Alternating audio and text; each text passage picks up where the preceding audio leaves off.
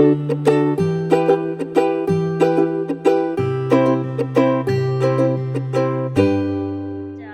morning and welcome to our lovely next week in confinement. I guess maybe some of you hopefully are coming out of confinement like little butterflies out of a chrysalis. I don't know who's getting into that territory or not. We are not. We're locked down for another 2 weeks down here in New Orleans. But things are looking good. When you look at the numbers, we are going like this. It actually is, it's not going like that, but it's flattening, which, that's what the science does for you. It actually does something, which is great. And on my end, I'll tell you, I finally got to hug my daughter this weekend, which was great. That was really very intense. And when you have a baby and you can't touch them for almost 2 weeks, that's really tough. We were playing footsie. That was the thing that we came up with when we couldn't touch each other any other way. So that was a big deal. And I think if you want to put into the chat box, I think I would just start with, because we got a big crowd today, just say, why don't we just say what you're looking forward to this week?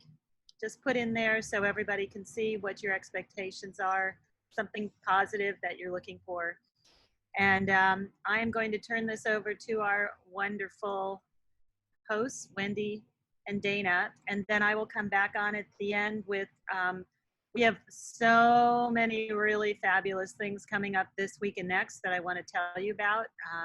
So I want you to hang in there to the very end and we'll tell you all about that. So until then, here we go. Wendy and Dana, can you unmute yourselves? Because I'm signing out. Welcome back to Positive Mornings, everybody. I'm so happy to see you all back here today.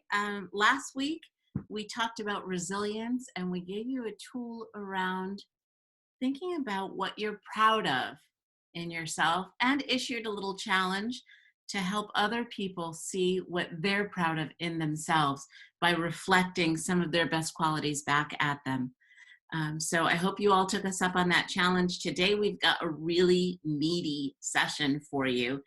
And it's sort of referring back to some conversations that we had a little bit in this room and a little bit more in the chat a couple of sessions ago around anger and judgment and how those really weigh down our energy and are real sticking points right now when things feel so hot and so uncertain. So we talked a little bit that time about positive intent, and we're going to dive in a little bit more with that today.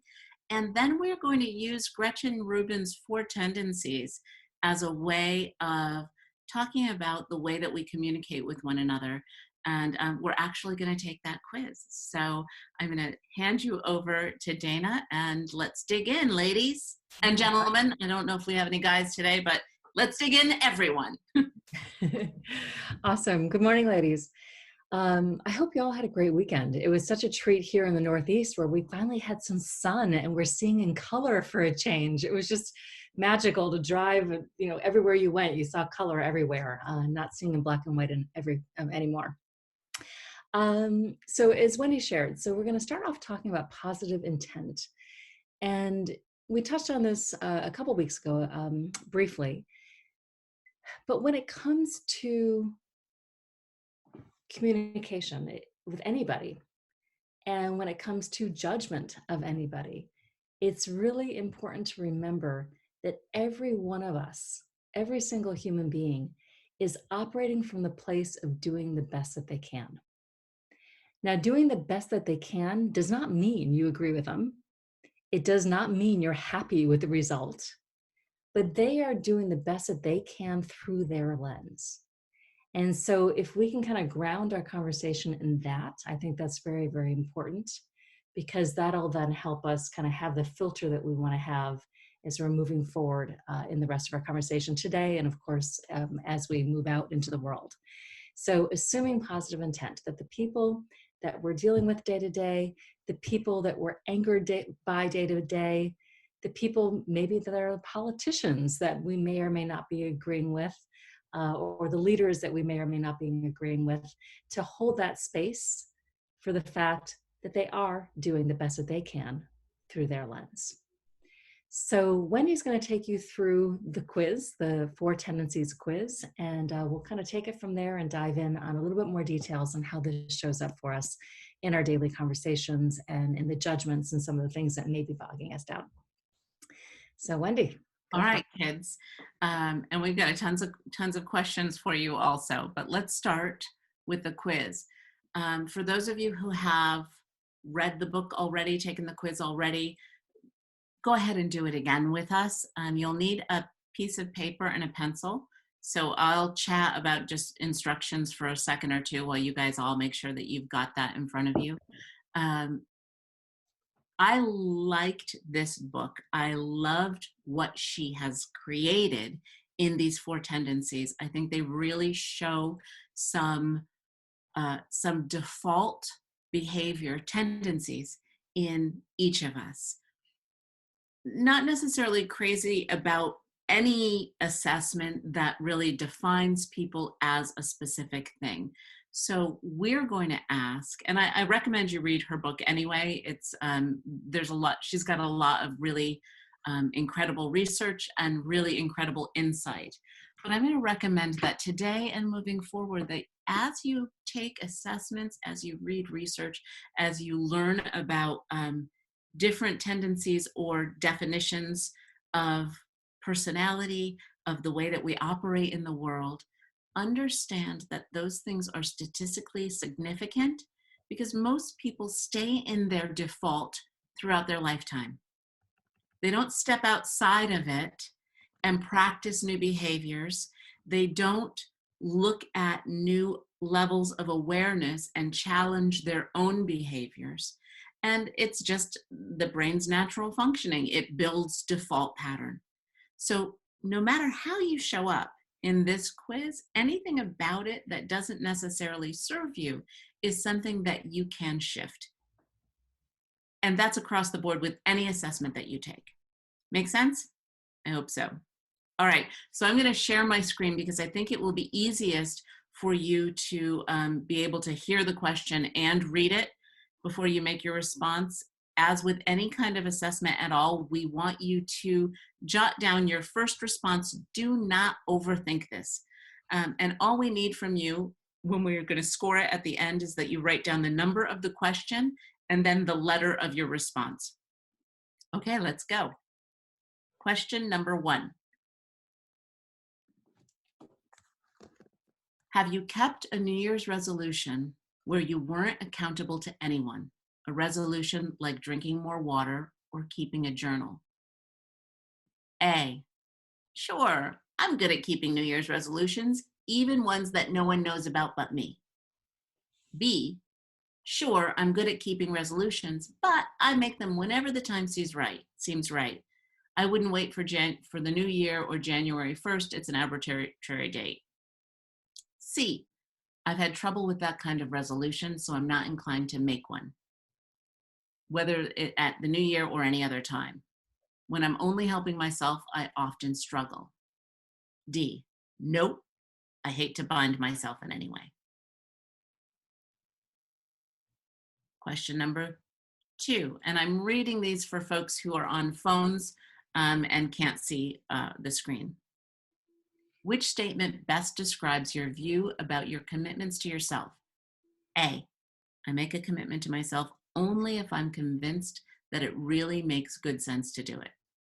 B, if someone else is holding me accountable for my commitments, I'll meet them, but if no one knows except me, I struggle.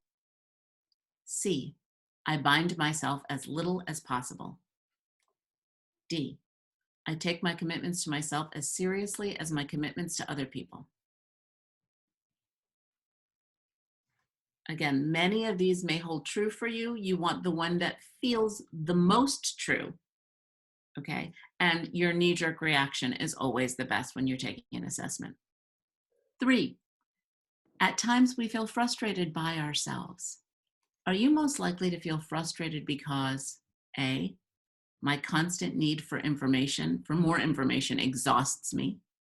B, As soon as somebody expects me to do something, I don't want to do it. C, I take time for other people, but I can't take time for myself. D, I can't take a break from my usual habits or violate the rules even when I want to. Which one of those frustrates you about yourself the most? 4, when you formed a healthy habit in the past, what helped you stick to it?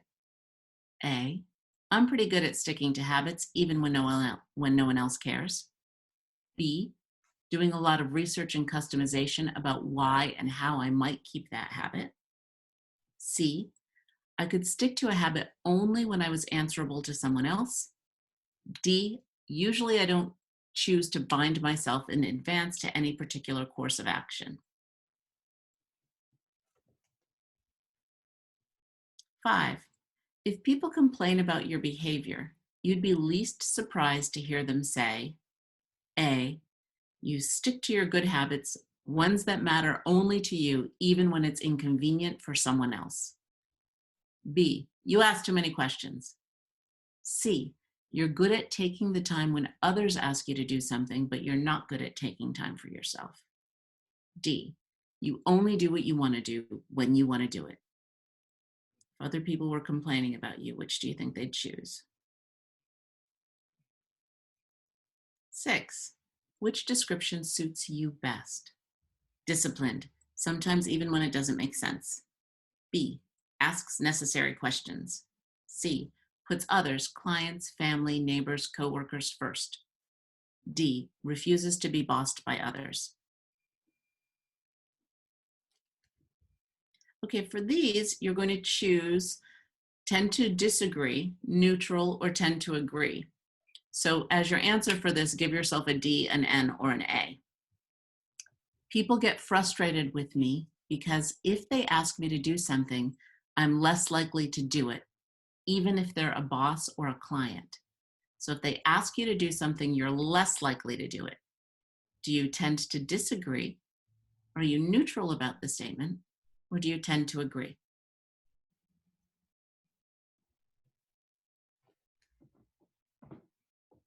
Eight, I do what I think makes the most sense, according to my judgment, even if that means ignoring the rules or other people's expectations. Tend to disagree, neutral, or tend to agree.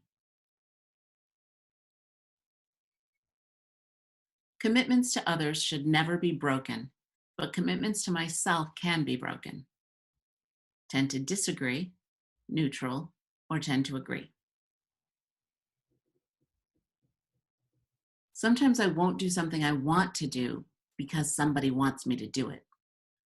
Tend to disagree, neutral, tend to agree. Number 11, I've sometimes described myself as a people pleaser. Tend to disagree, neutral, tend to agree. Number 12, I don't mind breaking rules or violating convention. I often enjoy it. Tend to disagree, neutral, tend to agree. Final question. Number 13, I question the validity of the Four Tendencies framework. Tend to disagree, neutral, tend to agree. Okay. So now I'm going to read you the scoring, and there are 4 different tendencies, okay?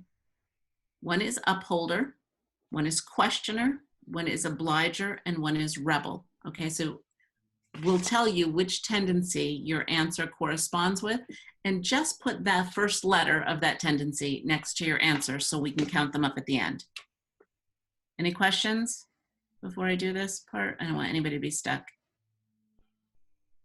What do you do with the ones where you couldn't, it was none of the above? Where it was none of the above? Yeah, I couldn't fit into something at all. Okay, so on those, I guess just leave them blank. Usually when you're taking an assessment, you want to force yourself into one piece, the one that makes the most sense. Because for all of these, all of them or none of them make sense. Can you Wendy, we're having a question to show number 5 again, if you could. Oh, yeah. and number 3 again too, please. I'm sorry. Okay, no problem. Let's show. As well. Okay, Yeah. let's show. You went a little fast on me on that. Sorry. Yeah, Sorry. it is. All right, so number 3, Yes. at times we feel frustrated by ourselves. Are you most likely to feel frustrated because A, my constant need for information exhausts me? B, as soon as someone expects me to do something, I don't want to do it? C, I can take time for other people, but I can't take time for myself? D, I can't take a break from my usual habits or violate the rules even when I want to. So are you most likely to feel frustrated by which one of those? And then the next repeat was number 5. If people were to complain about your behavior, which of these would you be least surprised to hear them say? A, you stick to your good habits, ones that matter only to you, even when it's inconvenient for someone else. B, you ask too many questions. C, you're good at taking the time when others ask you to do something, but you're not good at taking time for yourself. D, you only do what you want to do when you want to do it. Okay, I'm going to stop the share so I can see the chat. Are there any other repeat questions that we need? You could pop the number in the chat. Number 10. Okay.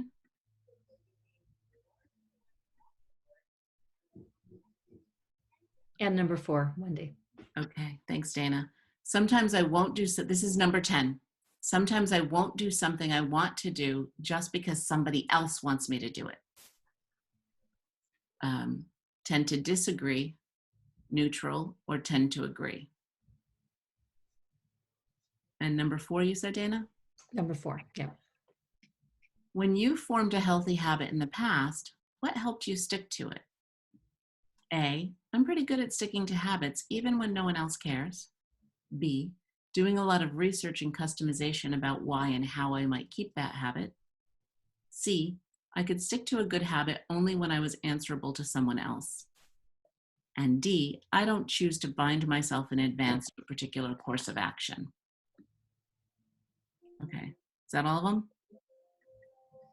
All right, kids. And the 4 tendencies. I just wanted to answer Steve's question. The 4 tendencies, this is the framework set up by Gretchen Rubin.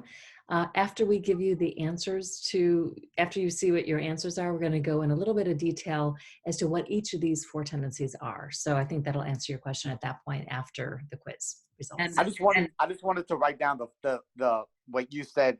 Upholder was the first. Oh, yep. Upholder, questioner, obliger, and rebel. Yeah. Okay, Cool.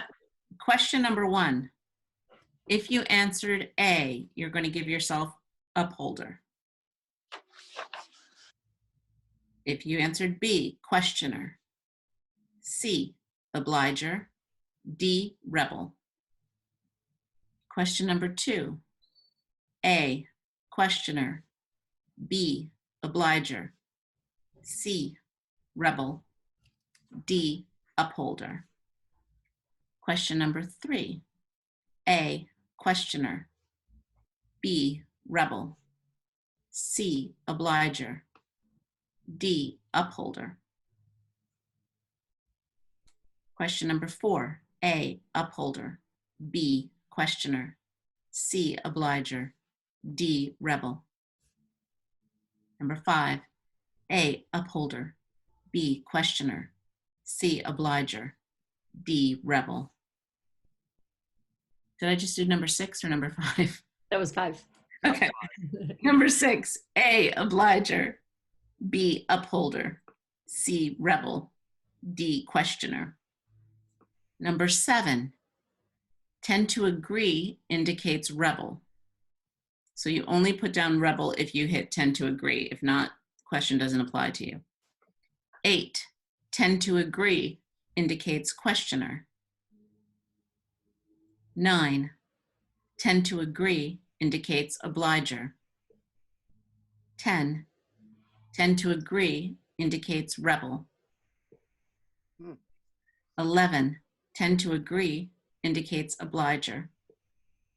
12, tend to agree indicates rebel. 13, tend to agree indicates questioner.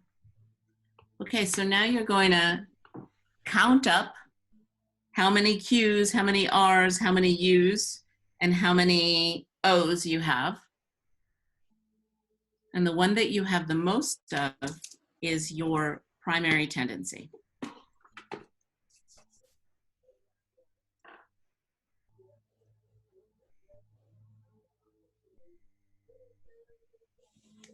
Katie got lost with the scoring for agree, disagree. That one only, there's only one that shows up on agree, disagree.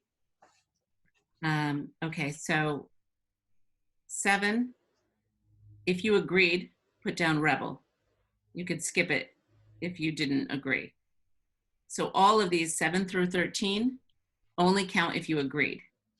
7 is rebel. 8 if you agreed, questioner. 9 if you agreed, obliger. 10 if you agreed, rebel. 11 if you agreed, obliger. 12 if you agree, rebel. 13 if you agreed, questioner. So what if you have a tie? Okay, so lots of people have a tie, and pay attention to both. Like, so for me, I'm questioner, rebel. So I'm an obliger and I'm an upholder. Okay, so let's see. There's a couple of other ones. Let me just give you guys. Number 1, the answer was A, upholder. This is for number 1. B, questioner. C, obliger. D, rebel. And number 4, the answer was A, upholder. B, questioner. C, obliger. D, rebel. Number 2, A, questioner. B, obliger. C, rebel. D, upholder. All right, so as you guys figure out what you are, pop them in the chat and let's see what we have here. Obliger, questioner, obliger with a side of rebel. Me too, sister. Rebel, questioner, obliger, upholder, obliger, questioner, rebel, questioner, upholder.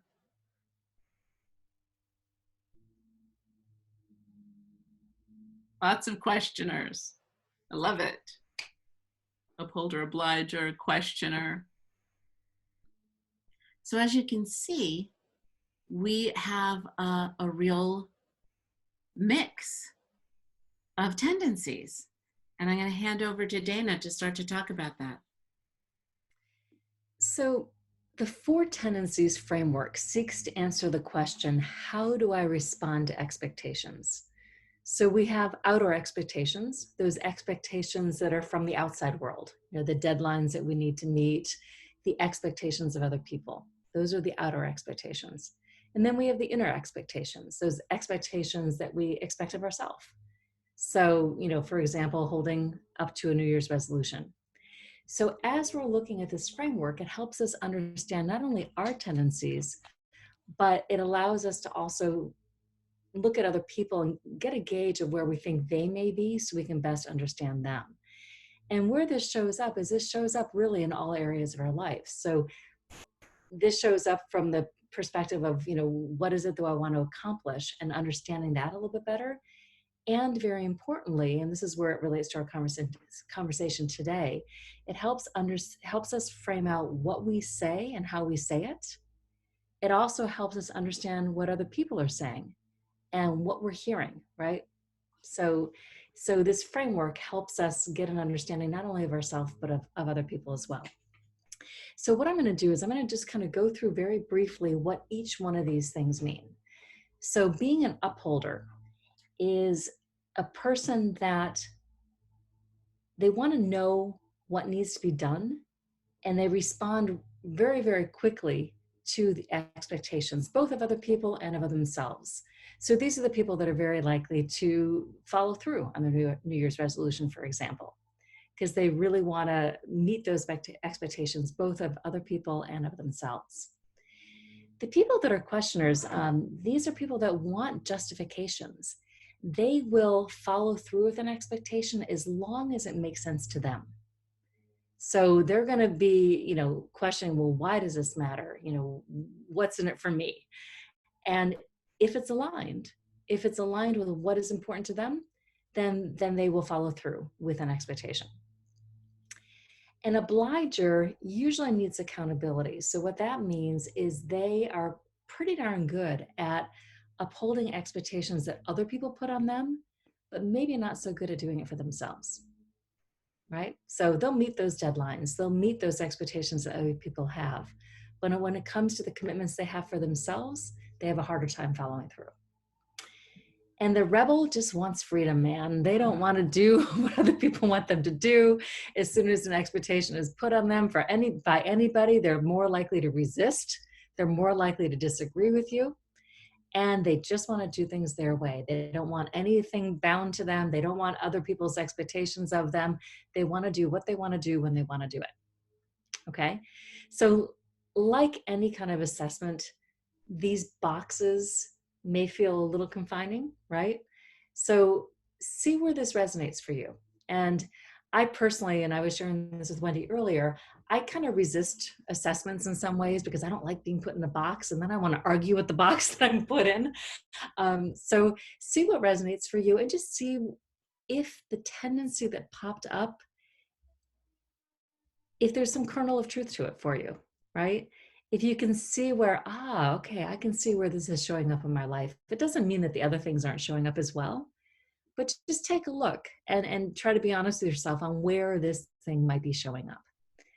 And so what we want to do is ask you some questions based on these frameworks. And we're just going to have a conversation around those. And the first question is, what is your tendency? And take a look at your life right now and where that tendency might be showing up. So life right now, with the middle of the crisis we're going through, and just regular life, right? We still have this regular life we're leading in the middle of this crisis. So in your life right now, how is the tendency that you've been put into, how is that showing up for you? And if you can put that in the chat box, and like always, put me if you'd like to chime in and share your thoughts. We'd love to hear 2 or 3 of your voices on this.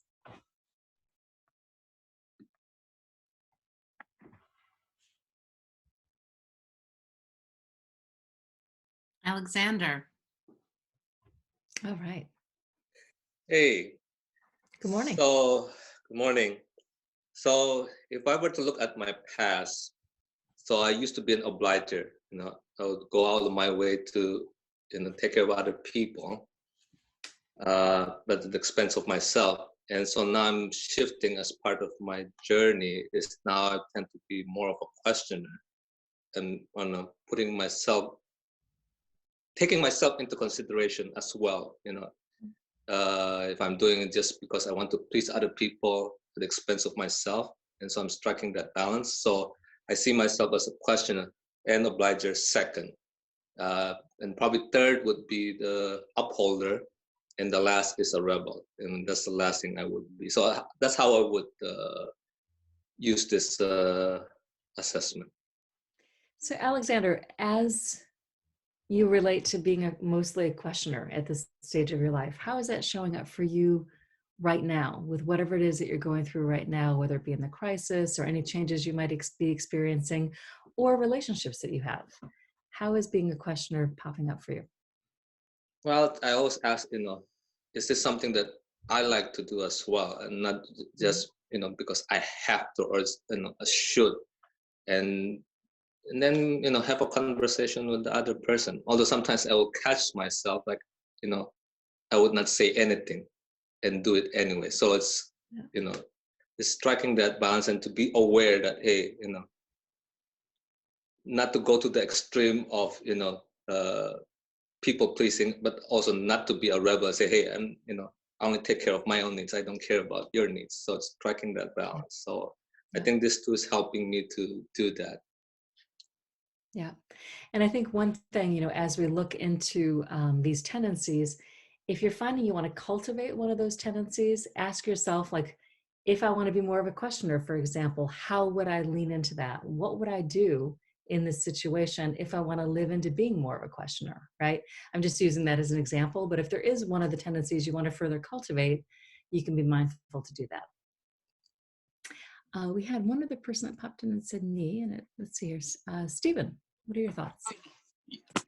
Yes, ma'am. Actually, I believe that this was spot on for me in terms of the way my test graded out in terms of being a questioner and an upholder. I mean, I've had, I have a couple of ties there, but, I actually think I'm kind of well-rounded with the four tendencies about having at some point, that self-will run riot, character defect that showed up or shows up right now during the COVID, where if I stay in my brain, in my mind too much, then I'm going to have that. And I'm going to want to do things my way and not follow the rules, so to speak. And so that's why I enjoy, coming on here on Monday and participating in other Zoom meetings and that kind of stuff. Mm-hmm. But I find that I really do question, but I also follow through. And my question, the reason why I'm a questioner is because it's not because I don't trust what's being asked of me. It's because I want to make sure I truly comprehend it. Mm-hmm. And I understand it and that I can fully do whatever I'm being asked to do. You know what I mean? Mm-hmm. So thank you for this. I mean, this was really interesting. Yeah. Terrific. Thank you, Stephen. You're welcome. We have one from me from Courtney. Courtney Keeley. Hi, good morning. Good morning. Yeah, I thought it was interesting too, and I'm really glad we did this because I'm more of an obliger and then secondary upholder. And I, of course, would like to think of myself as a questioner and a rebel, but it just really reinforces why I'm this right now because of my obligations. My obligation is the family breadwinner, and I have to go to work and I have to do it, like which would be the upholder, like get it done, follow through and get it done. And then the obliger is, I have a lot of people, my nephews that I parent, that I have expectations for them, but I always do feel fallible because I want them to follow through things. I want my boyfriend to follow through things. And then I have a hard time, whether it's like eating healthy or laying off the wine. I feel like I do beat myself up for it, like, which I wouldn't do to them. So it's a combination of like having these expectations or this desire for everyone to be healthy and do well. And then also having a hard time with like, it's not working, which is a little bit of a, perfectionist streak. But anyway, like I said, I would have thought that I was more rebel or something else. I realized I'm just very domesticated right now. And I think when you take this quiz, like any assessment at different stages of our life, we may find that we have slightly different tendencies. Yeah. Right? Like this is a stage of your life when you have very real responsibilities. Yeah. So that may be showing up a little bit more for you than it did 15 years ago or will 10 or 15 years from now, for example. Yeah. So one of the cool things about this, what I really have used this for in my own life and with my clients is your tendency is also the way that you filter what you say and how you say it. It's how you filter what you hear and how you hear it. So these tendencies really inform the ways that we communicate with other people. And in a time where, remember, we started our topic today talking about anger and judgment. And so how the heck does this fit in with that? In a time where communication is so polarized, people are so angry, we are all afraid to some degree about what it's going to look like on the other end. And many of us feel anger when we look at what's going out in the marketplace, in the world around us. Understanding what your tendency is and understanding other tendencies is going to open up for you an opportunity to communicate with people in a different way. So, for example, Gretchen Rubin gives quotes, which I think are the easiest way to sum up what each of these tendencies mean, right? An upholder, discipline is my freedom. A questioner, I'll comply if you convince me why. A rebel, you can't make me and neither can I. I love that one because I live with two rebels, my son, my husband and my daughter. Absolutely. The minute, Mom, do you like the purple or the green? I like the green. Okay, the purple then. The obliger, you can count on me and I'm counting on you to count on me. Okay, so when you think about these quotes as a way to umbrella the feel of each one of these tendencies, we can start to think about the people that we communicate with near and far and how that affects the way that they communicate. So I'd love to hear from the room, any of you who can see in your communications with people where these tendencies have sort of shown up.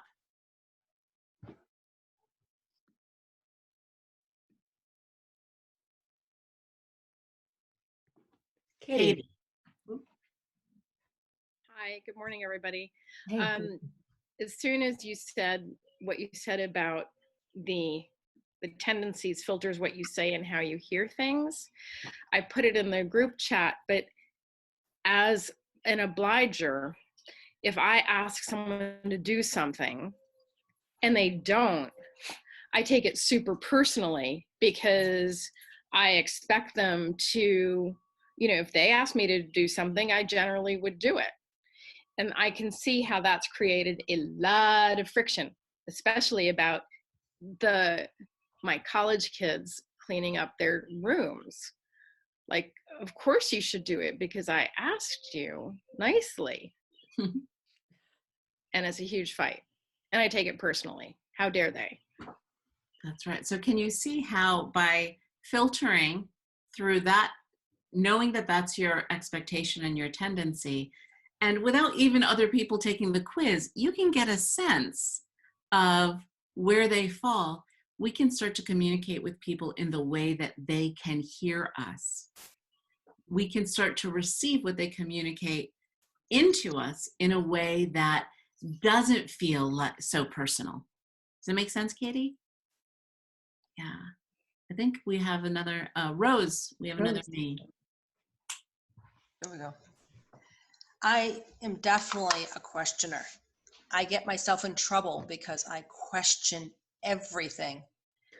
But I look at things from a different perspective. And I don't think other people do. And they make decisions and they don't think of others. And I just get so irritated. It's like, really? I run the Women's Club banquet. Most of the people are over 80. And I'm like, you need to consider everyone. And they're like, why? I'm like, you have to. And so I question their decisions and stuff. I'll go to the meeting and I will ask the questions no one else will answer because it's not politically correct. And I'm like, but you want the answer, don't you? And people come up at the end and say, thank you for asking those questions because my wife wouldn't let me ask them. I'm like, go ahead. You give a really good example of questioner out in the world. I get in trouble all the time also, Rose, as a questioner, because even though politically I'm really in one camp, I ask a lot of questions that make people think that I'm not in the same camp as them, right. And they get angry with me. Yeah. I really just want to know what the other side is. I really want to know where people are coming from. And to some people, that sounds like I'm pulling away from a value that they believe in or that they believe that I believe in. Yeah.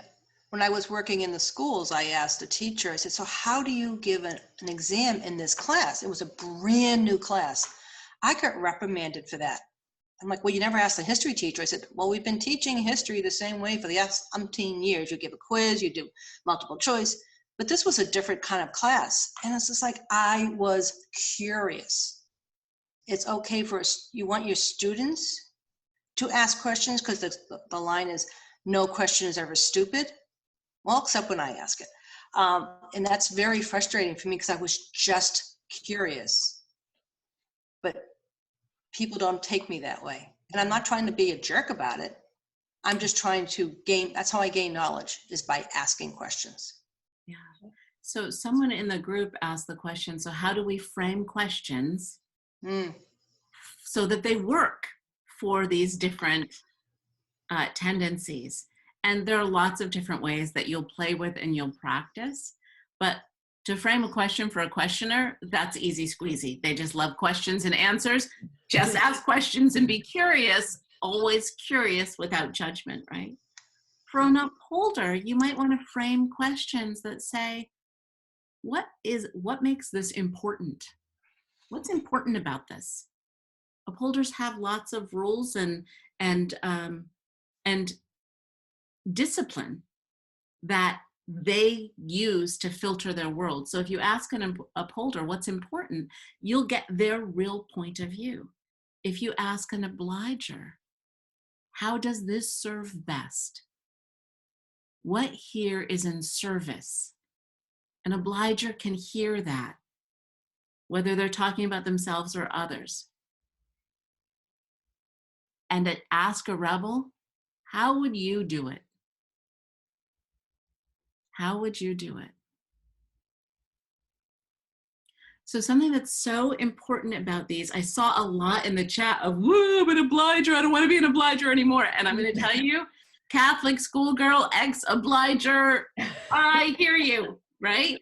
Or I'm a rebel and that gets in the way of each of these tendencies, like two sides of the same coin, has great benefits. Your best qualities are in that piece of the tendency, and so is your biggest blind spot.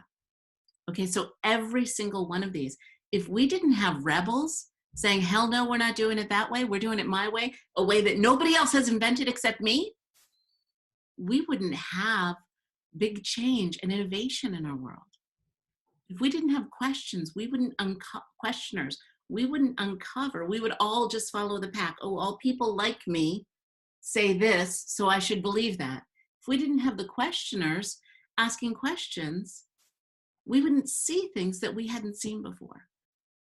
If we didn't have upholders forging forward to make sure that things happen the way they're supposed to happen, the world would grind to a halt, right? And obligers. We need people in the world, that obliger tendency in any of us who have it, to care for others and put other people first. All of these have both pluses and minuses for us. So rather than just defining yourselves as one, I challenge you to find the pieces of each of these tendencies in you that serves best and build on those. And don't worry about the other ones. Make sense? Okay. So it's already 1:15 and we've got a little tool for you.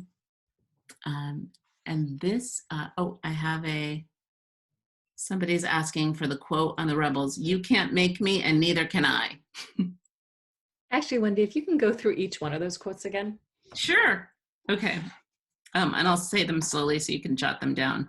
Upholder, discipline is my freedom.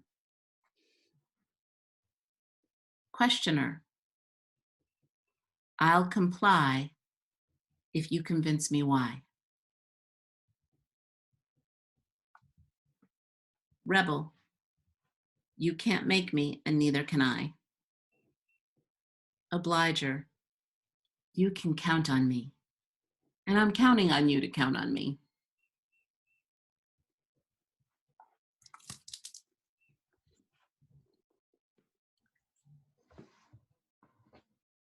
All right, so Dana and I have a little tool for you guys. And this is a really hard tool. But I'm going to ask you, I'm going to beg you to play with it anyway. And the name of the tool is Join the Enemy Camp. I know, I see the look on Leslie's face. Join the enemy camp. And we know who she's thinking about too. You do not have to tell the enemy that you're in their camp.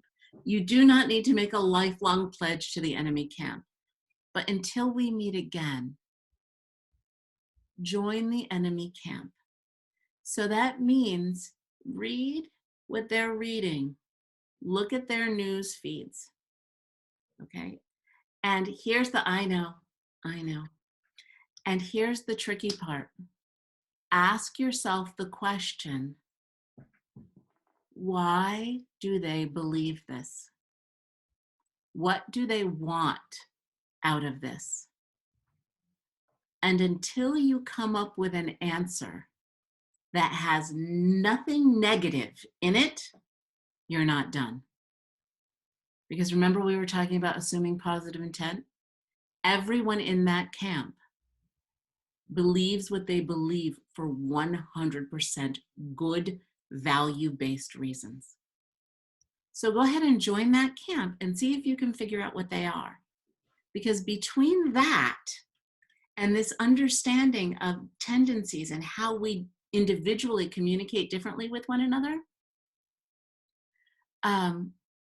you'll be able to approach what's going on out there in this world in a very different way. Make sense? I'm seeing Katie asking to give an example of how to use the tool. Okay, so let's say I want to do this without joining a particular camp. So let's say, because I'm old and I used to watch The Little Rascals when I was a kid, the camp that I'm joining is the He-Man Woman Haters Club that Spanky and Alfalfa created. Instead of saying, you know, I'm Darla, and I say, how could you not want girls in your club? How could you, it's terrible, it's discriminatory, it's this, it's that. My club says your club rots, right? But if I were to join that club and look at it from the inside out, I would ask, why does Spanky want He-Man Woman Haters? Well, as I continue to ask those questions, I probably would come to conclusions that say he wants to feel comfortable and girls make him uncomfortable. He wants to have Alfalfa be his #1 best buddy, and he feels like if he can keep Alfalfa away from Darla, they'll be best friends, right? Do you hear how those thoughts have no judgment in them? They're just coming from somebody's pure value of being good, of being their best. And this works whether we're talking about politics or the environment or our response to COVID, or whether or not somebody picks up socks that they throw next to the hamper. It works across the board. So I challenge you guys to give it a try this week.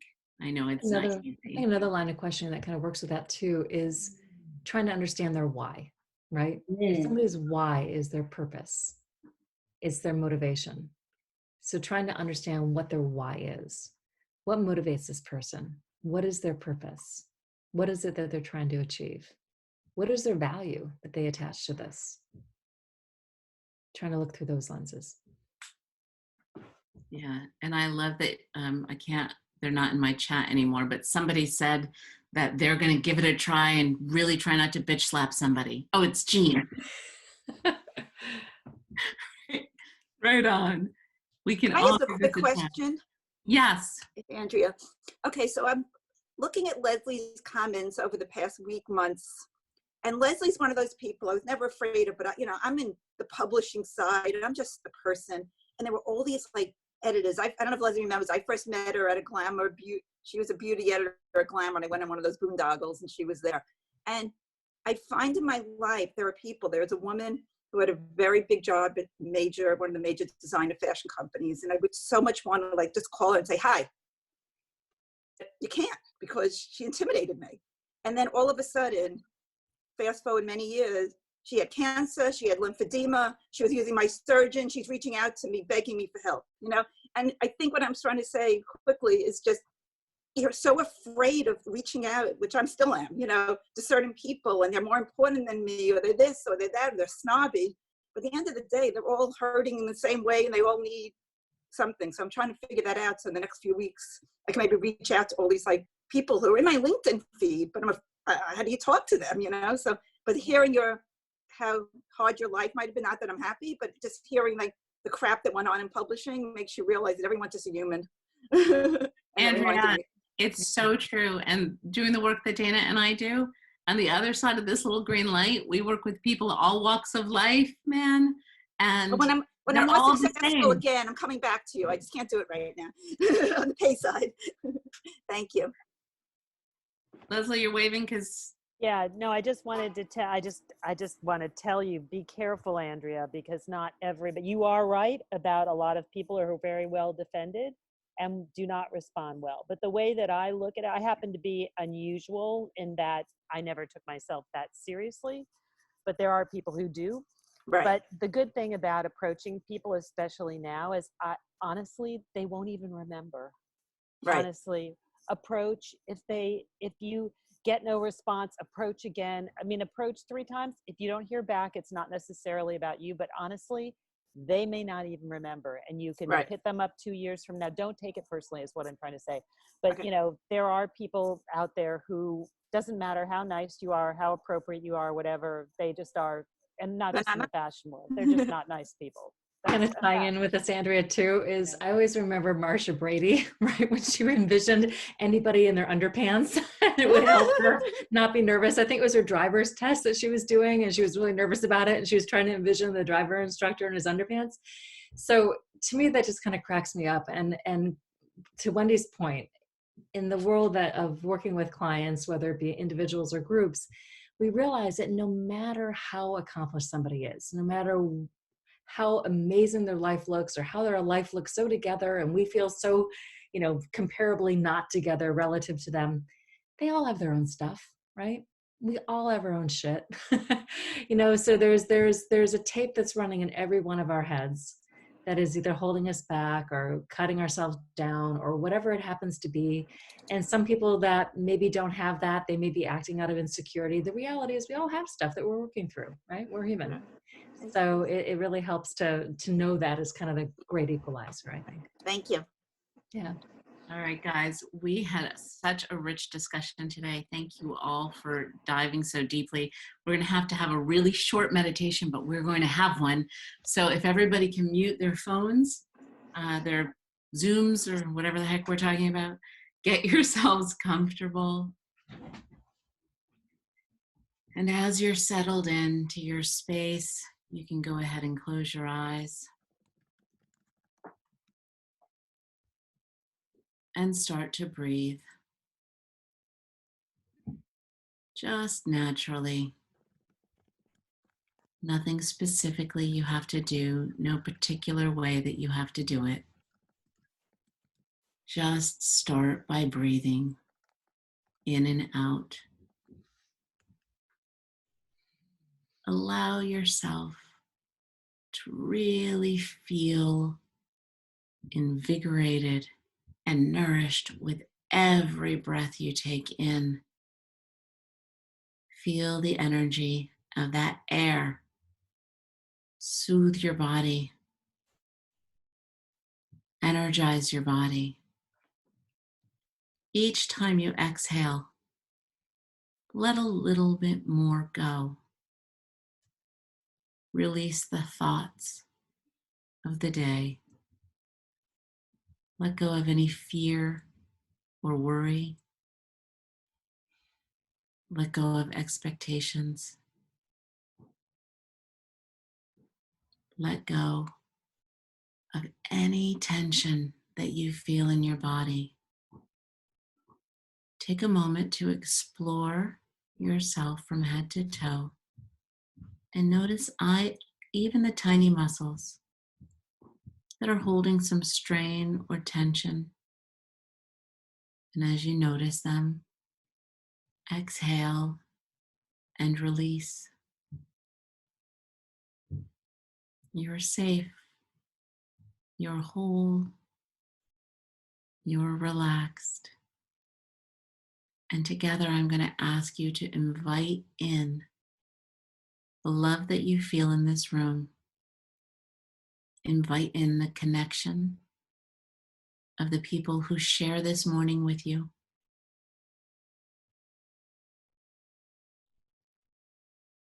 Invite in the energy of the individuals and the energy of the connections. As you can feel this love and connection in your heart, I'd like you to imagine on your exhales now that you're breathing it out into the world, sharing it back with the people that you received it from, connecting more deeply and appreciating more. Notice on your body where you feel it, where you feel the warmth of the connection of the people who are here together today to start our weeks positively and connected.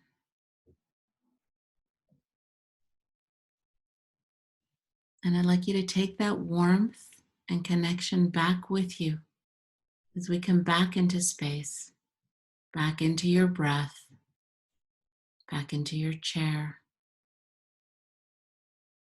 And as I count to 5, you can open your eyes. 1, 2, 3, 4, 5.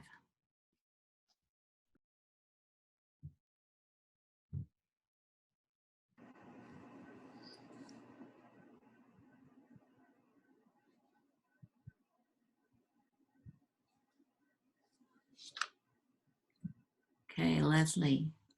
All right. I always get that rotten moment of having to come out early. I don't like that.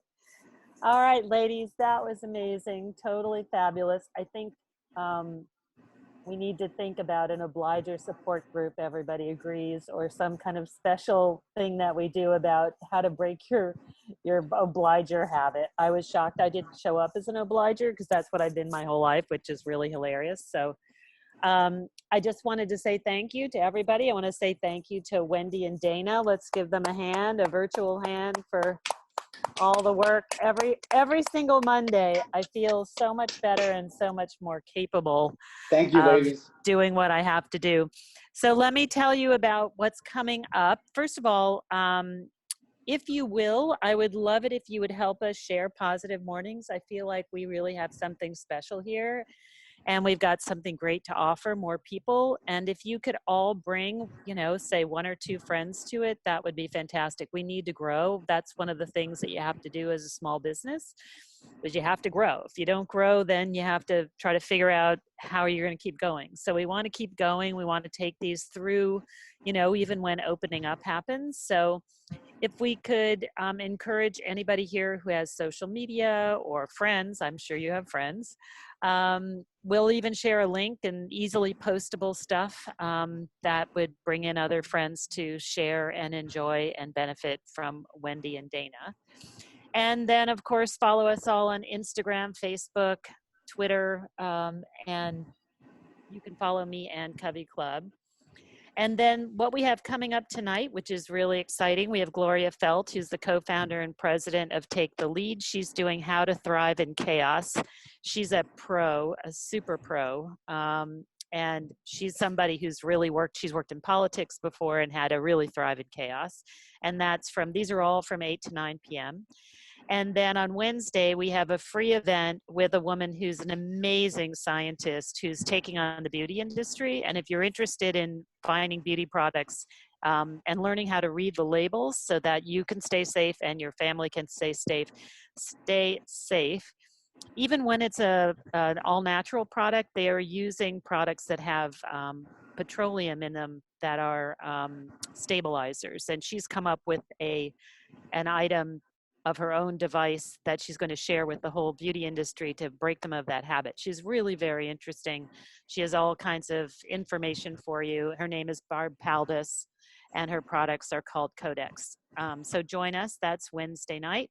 And then Friday, we have a really special thing that Wendy and Dana have agreed to do for us. When it's Friday morning, we haven't done a Friday morning. We're going to see how that goes. So I hope you'll all come. But we think this is really important. And I know some of you on the call will relate to this. It's called Help, My Industry is Changing or Dying. What the hell do I do now? Having come from an industry that changed and died, I know this is really important. So that'll be a morning coaching session with Wendy and Dana. And then we have some really great ideas for you after that. And then Friday night, we have a fireside chat, which is cocktails and conversation with me, and that's free. It's open to anybody, so bring friends. And I would love to know what you guys want to talk about. That'll just be us sitting around having cocktails and chatting. And then we have a whole bunch of other things, which you should look at. If you look at the link, go to the CoveyClub website and hit attend. And just look at all the things that are happening there. Make sure you have signed up for our letter from Lesley, which comes out every Friday. And that has all the things that are happening because we keep adding new things. And also we have great articles, and there are articles that I stumble upon that are pertinent that I want you to have access to. So thanks a lot. Have a great week. And we hope that we'll see you Friday morning too. But I also hope I'll see you tonight for Gloria's. That's going to be really, really fun. She's an interesting person, and she's tough. She's a tough cookie, and she's got great information. So take care, everybody. Have a great week. Thank you for coming. Bring friends.